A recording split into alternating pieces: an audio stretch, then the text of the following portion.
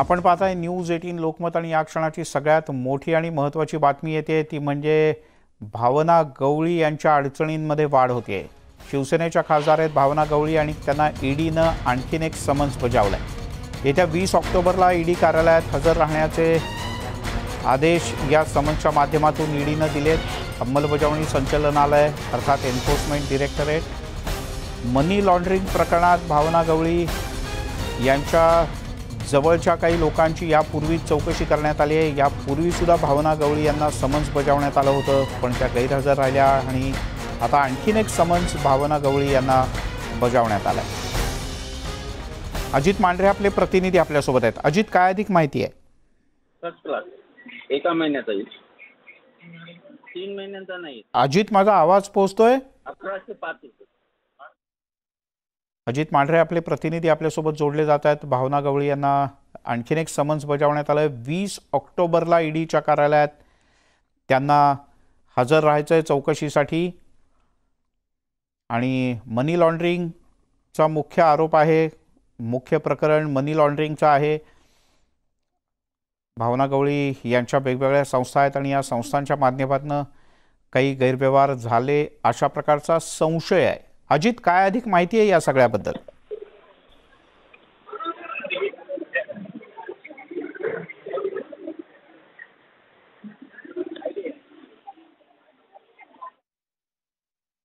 त्यामुळे 20 ऑक्टोबरला मनी लॉन्ड्रिंग प्रकरणात चौकशीसाठी भावना गवळी यांना हजर राहायचं आहे, यासाठी त्यांना ईडीनं एक समन्स पाठवलंय।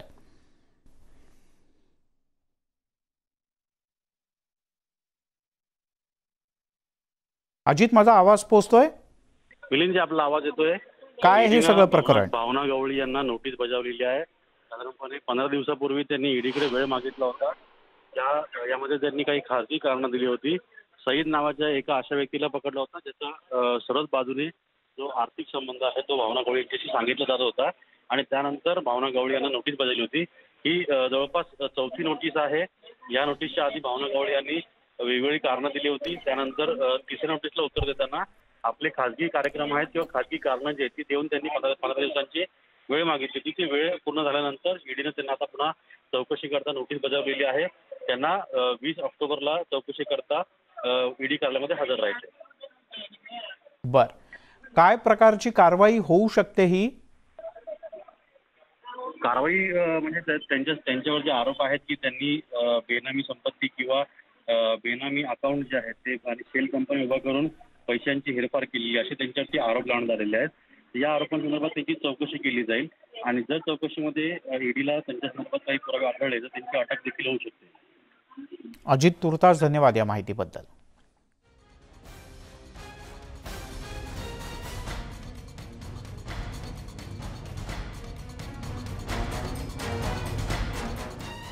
वळूयात पुढच्या बातमीकडे। महाराष्ट्र नवनिर्माण सेनेचे सर्वेसर्वा राज ठाकरे हे दिवाळीनंतर अयोध्येमध्ये जाणार आहेत अशी माहिती समोर येते। या क्षणाची सगळ्यात मोठी आणि महत्त्वाची बातमी ती म्हणजे महाराष्ट्र नवनिर्माण सेनेचे प्रमुख राज ठाकरे हे दिवाळीच्या नंतर अयोध्येत जाणार आहेत। मां कांचनगिरी यांनी मनसेचे अध्यक्ष राज ठाकरे यांची कृष्णकुंजया त्यांच्या निवासस्थानी भेट घेतली आहे। खरं तर अजूनही या दोघांमध्ये बातचीत सुरू आहे। अनेक मुद्द्यांवर या दोघांमध्ये चर्चा होत असल्याचं सूत्रांचं म्हणणं आहे।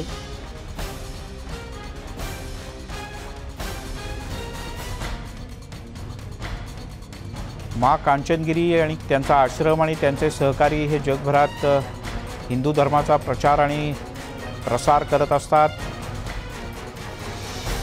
यावेळेला माध्यमांशी बोलताना राज ठाकरे यांच्यामध्ये बाळासाहेब ठाकरे यांची छबी दिसते।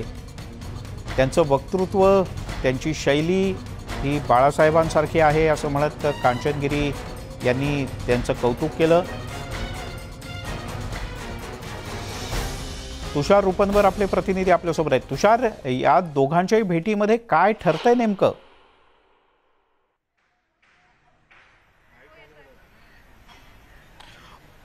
आपण पाहिलं असेल तर मिलिंद सर, गुरुमा कांचनगिरी आणि जगद्गुरू सूर्याचार्य या दोघांचीही राज ठाकरेंसोबत बंद दाराआड आपल्याला चर्चा सुरू असताना पाहायला मिळते।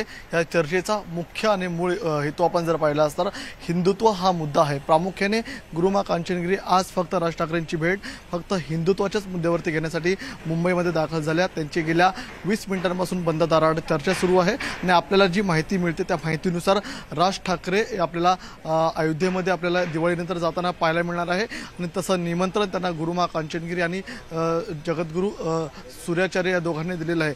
त्याचप्रमाणे या दोघांच्या भेटीमध्ये आताही आतमध्ये जी चर्चा सुरू आहे हिंदू राष्ट्राच्या मजबूतीकरणासाठी गुरुमा कांचनगिरी देशभरातल्या विविध मान्यवरांना नेत्यांना भेटताना पाहायला मिळतात आणि महाराष्ट्रामध्ये यापूर्वी त्यांनी भेट घेतली होती ती अर्थात हिंदू हृदय सम्राट बाळासाहेब ठाकरेंची आणि बाळासाहेब ठाकरेंमध्येच त्यांना राज ठाकरेंची छबी दिसताना पाहायला मिळत होती आणि त्या मुद्द्यावरती त्या आपल्याला मुंबईमध्ये आल्या, राज ठाकरेंची भेट घेतली। आता राज ठाकरेंसोबत सुरुवातीला त्यांनी चर्चा करत असताना त्यांना अयोध्ये संदर्भातलं निमंत्रण दिलं। राज ठाकरेंनी ते निमंत्रण स्वीकारलं सुद्धा आणि त्यांनी दिवाळीनंतर अयोध्येला येणार असल्याचं देखील स्पष्ट केलेलं आहे। मात्र येत्या अनेक काही मुद्द्यांवरती यामध्ये चर्चा होऊ शकतात। अर्थात राज ठाकरेंचा जो उत्तर भारतीयांसंदर्भातला विरोध असतो, त्यांचा जो मुद्दा असतो, या मुद्द्यावरती देखील गुरुमा कांचनगिरी आपल्याला बोलताना पाहायला मिळतील। नेमकं या संदर्भामध्ये राज ठाकरे काय त्यांना प्रतिसाद देतात ते महत्त्वाचं ठरणार आहे, कारण की गेल्या अनेक दिवसांपासून उत्तर भारतीयांसंदर्भातला राज ठाकरेंकडून मुद्दा हा सर्वन्यायात आहे। मात्र आज जेव्हा गुरुमा कांचनगिरी त्यांचं या सर्व मुद्द्यावरती स्पष्टीकरण घेतील, त्यांच्याशी चर्चा घेतील, त्यामुळे आता नेमकं यावरती राज ठाकरे त्यांना काय उत्तर देतील ते पाहणं महत्त्वाचं ठरणार आहे। मात्र हिंदुत्वाच्या मुद्द्यावरती आज आपल्याला ही भेट झाल्याचं पाहायला मिळते आणि गुरुमा कांचनगिरी संपूर्ण युरोपीय देशामध्ये देखील आपल्याला गेल्या 20 वर्षांपासून हिंदू राष्ट्राच्या उभारणी संदर्भात नाही, विषय असा आहे की गेल्या काही काळापासून हळूहळू मनसेचं जी वाटचाल आहे ती हिंदुत्वाकडे होताना दिसते। या गुरुमा आणि आचार्यांच्या भेटीनंतर त्यावर अधिक शिक्कामोर्तब झालं किंवा मनसेची हिंदुत्वाची लाईन अधिक बळकट झाली, ठळक झाली?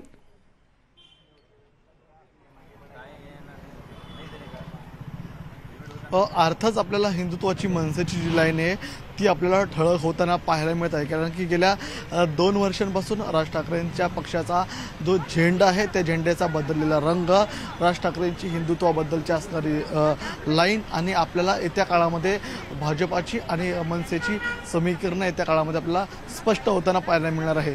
त्याच पार्श्वभूमीवरती आजची जी झालेली भेट ही सर्वात महत्त्वाची भेट आहे, कारण की गुरुमा गेल्या 20 वर्षांपासून युरोपीय देशामध्ये आपल्याला हिंदुत्वाच्या मुद्द्यावरती काम करताना पाहायला मिळत होत्या आणि त्यांनी घेतलेली राज ठाकरेंची भेट, त्याला दिलेला राज ठाकरेंनी प्रतिसाद आणि येत्या अयोध्येमध्ये ते स्वतः आपल्याला दिवाळीनंतर जाताना पाहायला मिळणार आहेत। अयोध्येमध्ये गेल्यानंतर ते आपल्याला मुख्यमंत्री योगींची भेट घेणार की नाही हा प्रश्न या निमित्ताने उपस्थित होतो। मात्र राज ठाकरेंची गेल्या काही दिवसांपासून बदललेली भूमिका, हिंदू संदर्भातला त्यांचा ठळक होणारा मुद्दा त्यांच्या भूमिकेतला, ते आपल्याला येत्या काळामध्ये आपल्याला अनेक राजकीय इक्वेशन बदलताना पाहायला मिळू शकतो। त्याचं कारण म्हणजे येत्या काळामध्ये आपल्याला मुंबई महानगरपालिका निवडणूक ही सर्वात महत्त्वपूर्ण निवडणूक असणार आहे आणि या निवडणुकीच्या पार्श्वभूमीवरती जर राज ठाकरेंनी जर हिंदुत्वाची जर आपल्याला कडवट वाट धरली, ठळक मुद्दा त्यांच्याकडून अधोरेखित केला गेला, तर त्यांना भाजप नेमका कसा प्रतिसाद देईल ते पाहणं महत्त्वाचं ठरणार आहे। मात्र भाजप कसा प्रतिसाद देईल तुषार हा मुद्दा आहेच, पण हिंदुत्वाच्या मुद्द्यावर चालताना हिंदी भाषिक पट्ट्यातल्या एखाद्या हिंदू धर्माच्या धर्मगुरूनं त्यांची भेट घेणं म्हणजे हिंदी भाषिकांसंदर्भातला रोष किंवा त्यांच्याबद्दलची भूमिका ही हळूहळू वेगळ्या पद्धतीनं समोर येणं त्याची सुद्धा ही सुरुवात असू शकते। तुषार, तू राहाच आपल्यासोबत, एक प्रतिक्रिया मा कांचनगिरी यांची आपल्यापर्यंत आली, आपण पाहूयात। कि जो अपनी वाणी पे अटल ना हो तो हम उसकी बात और चर्चा करके व्यर्थ में अपना समय क्यों गवाएं। हम उनके साथ हैं जो अटल हैं, जो बोलते हैं वो करते हैं। जो बिना पेंदी का लोटा है उसके बारे में मैं क्या बात करूं। राज ठाकरे जी को मैं जानती हूँ क्योंकि उनके जो बोलते हैं चाचा जी थे अपने बाला साहब ठाकरे जी, मैं उनसे मिली थी और उनको उनकी छवि मैं इनमें देखती हूँ कि जब भी देखती हूँ कि जो बोल रहे हैं वो कर रहे हैं, तो वाणी अगर आपकी अटल है तो आप राष्ट्र की सेवा करते हैं। अगर वाणी में ही अशुद्धता है, वाणी ही आपका अटल नहीं है, जो आप निर्णय ले रहे हैं उसमें ही संदेह है, तो आप राष्ट्र की सेवा क्या कर सकते हैं? आप अपने सीट के लिए, अपने गद्दी के लिए अगर आप राष्ट्र को खतरे में डालते हैं तो ये बिल्कुल हम लोग जो है उस लोगों का कभी साथ नहीं देंगे। साथ उसी का देंगे जो अपनी वाणी, अपने विचारों पे अटल रहते हैं। पाहूयात थोड्याच वेळात ही भेट झाल्यानंतर पत्रकार परिषद होईल, ती आम्ही तुम्हाला लाईव्ह दाखवू। तोपर्यंत बोलूयात अन्य काही महत्त्वाच्या बातम्यांकडे। राज्यातल्या राजकारणामध्ये काही महत्त्वाच्या घडामोडी होत आहेत। मुख्यमंत्री आणि शिवसेनेचे पक्षप्रमुख उद्धव ठाकरे आणि या सरकारचे कर्तेकर्ते आणि राष्ट्रवादी काँग्रेसचे अध्यक्ष शरद पवार यांची थोड्याच वेळात एक महत्त्वपूर्ण बैठक होणार आहे। सह्याद्री या शासकीय अतिथीगृहात या दोन्ही नेत्यांची बैठक होईल। राज्यातील महत्त्वाच्या मुद्द्यांवर या बैठकीत चर्चा होणार असल्याची माहिती आहे। कोरोना संसर्ग नियंत्रणात ठेवून राज्याची पुढची वाटचाल कशा पद्धतीची असेल यावर सुद्धा या बैठकीत चर्चा होऊ शकते। तसंच केंद्रीय तपास यंत्रणांचा गैरवापर आणि भाजप करत असलेल्या आरोपांवर सुद्धा एकत्रितपणे काय रणनीती आखता येईल, एकत्रितपणे या रणनीतीला कसं उत्तर द्यायचं याची सुद्धा चर्चा यावेळेला होऊ शकते।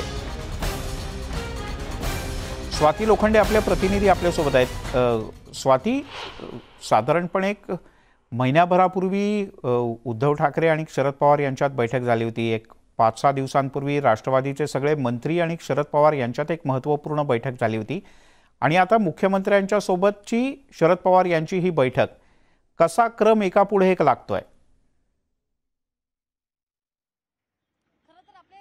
नेत्यांच्या भाषणातले किंवा प्रेस कॉन्फरन्स मधले मुद्दे बघितले तर आपल्या लक्षात एक जो समान दुवा दिसतोय तो आक्रमकपणे पुढे येण्याचा।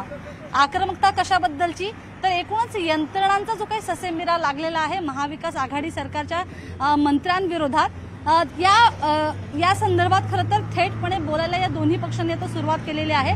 विशेषतः शरद पवार यांनी प्रेस कॉन्फरन्स घेतली, त्यानंतर उद्धव ठाकरे यांनी दसरा मेळाव्यामध्ये याचा एकूणच समाचार घेतलेला आपल्याला बघायला मिळतोय।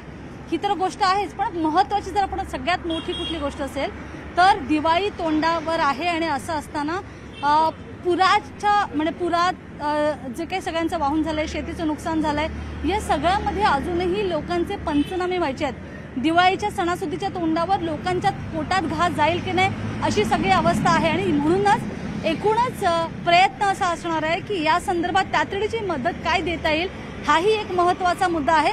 एकूणच मागच्या म्हणजे दर काही दिवसांच्या अंतराने शरद पवार सातत्यानं मुख्यमंत्र्यांची भेट घेत असतात आणि अनेक गोष्टींमध्ये आढावा घेतला जातो। दुसरी गोष्ट आपण जर आधी बघितलं की राष्ट्रवादीकडनं एकूणच मंत्र्यांकडनं असं म्हटलं गेलं की आता जे काही सुरू आहे त्याच्या व्यतिरिक्त आणखी शिथिलता देण्यासंदर्भात महत्त्वाची भूमिका पक्ष घेणार आहे। मग जसे हॉटेल्स असतील किंवा मग दुकानं असतील, बऱ्याच गोष्टींसंदर्भात। त्यामुळे ही एक महत्त्वाची गोष्ट आहे, तीही चर्चेला जाण्याची शक्यता नाकारता येते कारण याच्यानंतर थेटच टास्क फोर्सची पण बैठक आहे मुख्यमंत्र्यांची। त्यामुळे अशा अनेक मुद्द्यांवर शरद पवार आणि राष्ट्रवादी काँग्रेसचे सर्व राष्ट्रीय अध्यक्ष शरद पवार आणि त्याचबरोबर मुख्यमंत्री यांच्यात बैठकीदरम्यान चर्चेले जातील। शरद पवार यांच्यासोबत किंवा उद्धव ठाकरे यांच्यासोबत आणखीन कोणी असेल का, ही फक्त दोघांची वैयक्तिक भेट असेल? खरं तर मुख्यमंत्र्यांचा जो काही शेड्यूल आहे या शेड्यूलमध्ये फक्त राखीव वेळ देण्यात आलेली आहे, म्हणजे कुठेच ती पटलावर एकूणच ती मीटिंग नाही आणि त्यामुळे असं म्हणायला हरकत नाही की या दोन नेत्यांमधली ही महत्त्वाची बैठक असेल। याच्या आधी पण आपण बघितलं की या दोन नेत्यांदरम्यानच ती बैठक झाली होती। त्यामुळे काही वेळातच साधारणतः 12:30ची वेळ ठरलेली सह्याद्रीवर, त्यामुळे काही वेळातच आपल्याला कळू शकेल की शरद पवार यांच्यासोबत आणखी दुसरं कोणी असू शकेल का। पण सध्या तरी मुख्यमंत्री आणि शरद पवार यांच्यातली ही बैठक ठरलेली आहे। काही वेळातच पवार इथे दाखल होतील, सीएम इथे दाखल होतील आणि मग या बैठकीला सुरुवात होईल। आजचं जे संजय राऊत यांचं विधान आहे की केवळ 1-2 नेत्यांनी आक्रमक राहणं किंवा केवळ मी आक्रमक राहणं असं नाही, तर बाकीच्याही नेत्यांनी उत्तर दिलं पाहिजे, एक प्रकारे दिशा ठरते। बिलकुल, कारण आपण बघितलं की आतापर्यंत ज्यांच्यावर कारवाई होत होती त्यांच्याकडनं त्या वेळेला त्या पक्षाकडनं म्हटलं जात होतं। म्हणजे अगदी जेव्हा अनिल परबांवर कारवाई होते, अनिल परब म्हणत होते किंवा मग जर आपण बघितलं की अनिल देशमुख यांच्यावर कारवाई झाली त्याच्यानंतर एक दोनदा शरद पवार बोललेही होते, पण त्यानंतर या म्हणजे दोन्ही मुख्य पक्षांच्या अध्यक्षांनी किंवा पक्षप्रमुखांनी या पद्धतीनं सरळ जाहीर भूमिका घेणं, यातनं हे स्पष्ट होते की आता एक भूमिका, ठोस भूमिका घेतली जाते आणि कदाचित काही दिवसात जर काँग्रेसकडनं पण ही भूमिका घेतली गेली थेट बोलण्यासंदर्भात, तर याबद्दल नवल वाटायला नको. कारण महाविकास आघाडीने बंद पुकारून हेच केंद्र सरकारला हा संदेश दिलेला आहे की आम्ही तीनही पक्ष या मुद्द्यावर एकत्रितपणे तुमच्याशी लढणार आहोत. बर स्वाती तुर्तास धन्यवाद या माहितीबद्दल. वेळोवेळी तुझ्याकडनं ताजी माहिती घेत राहू.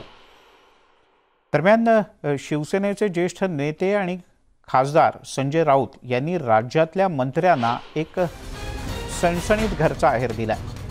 केंद्रातल्या किंवा भाजपच्या आरोपांना उत्तर देण्यासाठी पुढे येण्याचं आवाहन संजय राऊत यांनी केलंय. केवळ संजय राऊत आणि अन्य एक दोन नेत्यांनीच या आरोपांना उत्तर देण्याचं काम नाही, इतर नेत्यांनी सुद्धा उत्तर देण्यासाठी पुढे येण्याची गरज आहे, असं संजय राऊत यांनी आता जाहीरपणे म्हटलंय. एवढंच नाही तर जम्मू काश्मीरमधल्या परिस्थितीवरून संजय राऊत यांनी केंद्र सरकारवर टीका केली आहे. कलम 370 हटवूनही काश्मीरमध्ये अद्याप परिस्थिती जैसे थे असल्याचाही राऊत यांचा दावा आहे.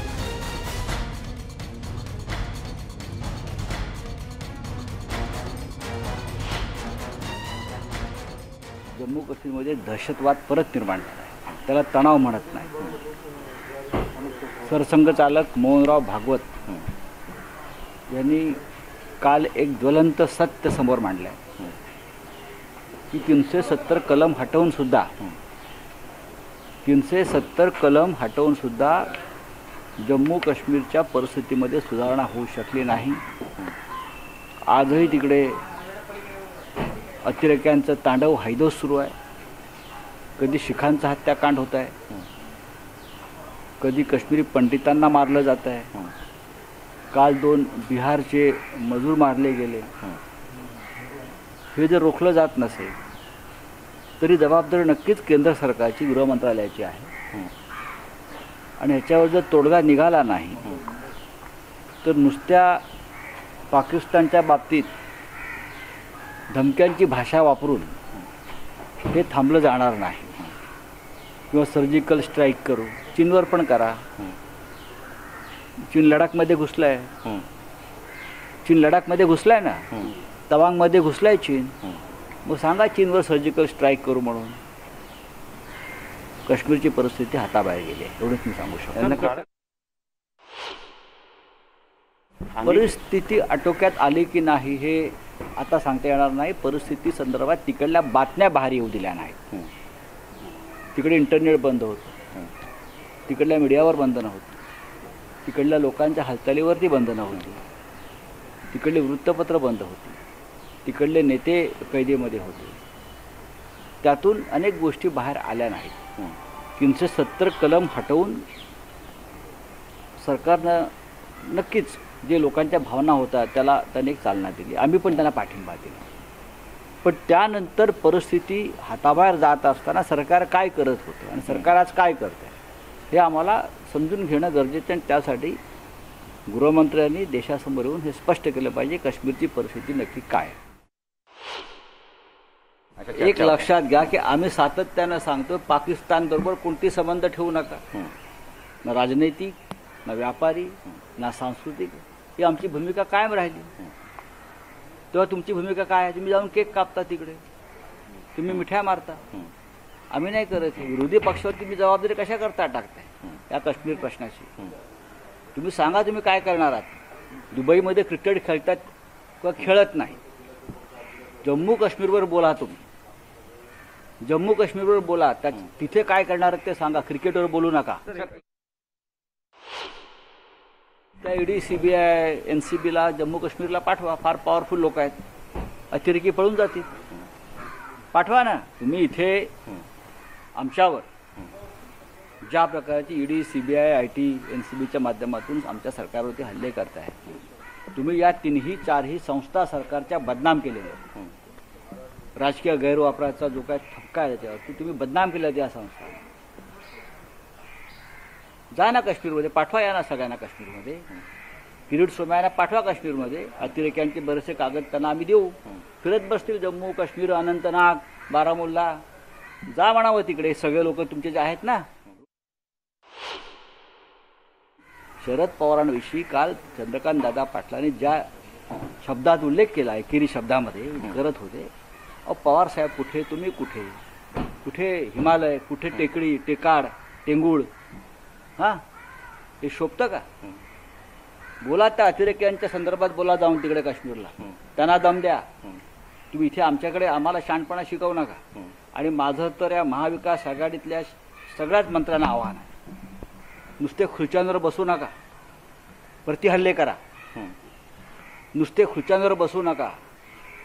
महाविकास आघाडीचे जे मंत्री आहेत त्यांनी नुसतं बसू नका, हल्ल्याला प्रतिहल्ला, टोल्याला टोला. हे 8 दिवसात पळून जातील सगळं. तेव्हा पाहूयात नेमकं पुढे काय होतं, कोण कोण नेते पुढे येऊन संजय राऊत यांच्या आवाहनानंतर बोलतात हे पाहणं महत्त्वाचं आहे. तिकडे राज्याचे अन्न आणि नागरी पुरवठा मंत्री छगन भुजबळ नागपूरच्या दौऱ्यावर आहेत. छगन भुजबळ यांनी ईडी आणि आयकर विभागाकडून टाकण्यात येणाऱ्या धाडींवर भाष्य केलंय. ये जनता है, ये सब जानती है अशा शब्दात भुजबळ यांनी केंद्रीय यंत्रणांच्या कारवायांवर प्रतिक्रिया दिली आहे.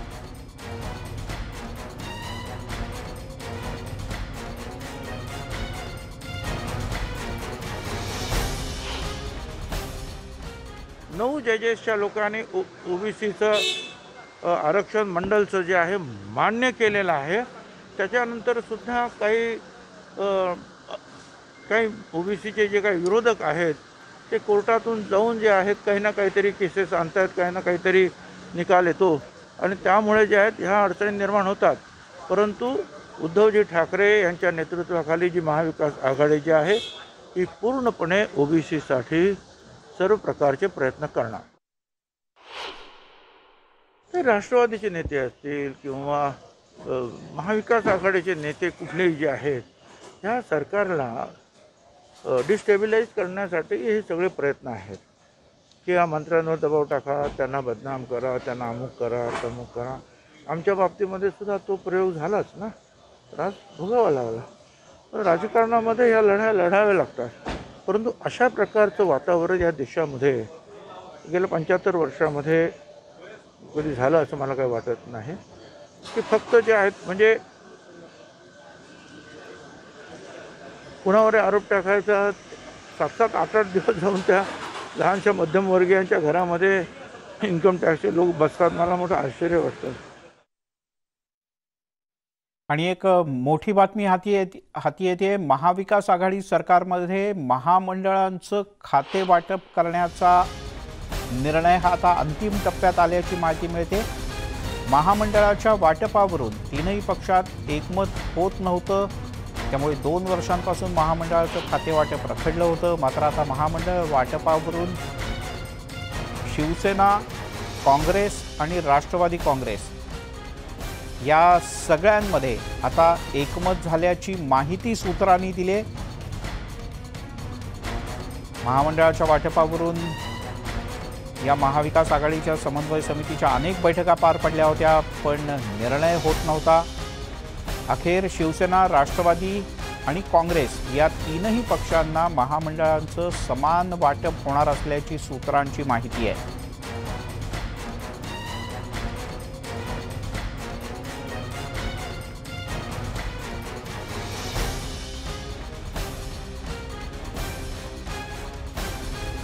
महामंडळांचं वाटप सुरू झालेलं आहे. कोणत्या पक्षाला किती महामंडळं दिली जाणार, राष्ट्रवादीच्या पारड्यात किती महामंडळं पडणार, राष्ट्रवादीचे प्रदेशाध्यक्ष जयंत पाटील यांनी या संदर्भात माहिती दिली आहे. पाहूया.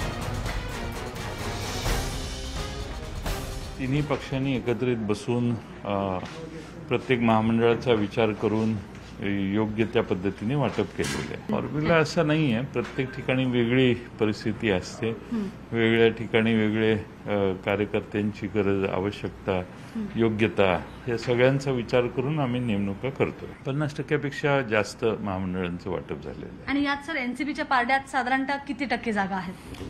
असे काही आम्ही मोजणी केलेली नाही, पण तिन्ही पक्षांना योग्य ते प्रतिनिधित्व दिलेलं आहे. तेव्हा अखेर महामंडळांचं वाटप झालंय आणि लवकरच याची औपचारिक घोषणा होईल. कदाचित आत्ताची बैठक थोड्याच वेळात सह्याद्रीवर सुरू होते. या बैठकीसाठी आदित्य ठाकरे सुद्धा इथे पोहोचल्याची माहिती मिळते आणि आदित्य ठाकरे यांच्या पाठोपाठ अन्यही काही नेते इथे पोहोचलेत. अनिल परब पोहोचलेत, राज्याचे गृहमंत्री दिलीप वळसे पाटील पोहोचलेत. कदाचित या महामंडळ वाटपावर शिक्कामोर्तब सुद्धा या बैठकीत होऊ शकतं. एक छोटासा ब्रेक घेऊयात. ब्रेकनंतर अन्य काही खास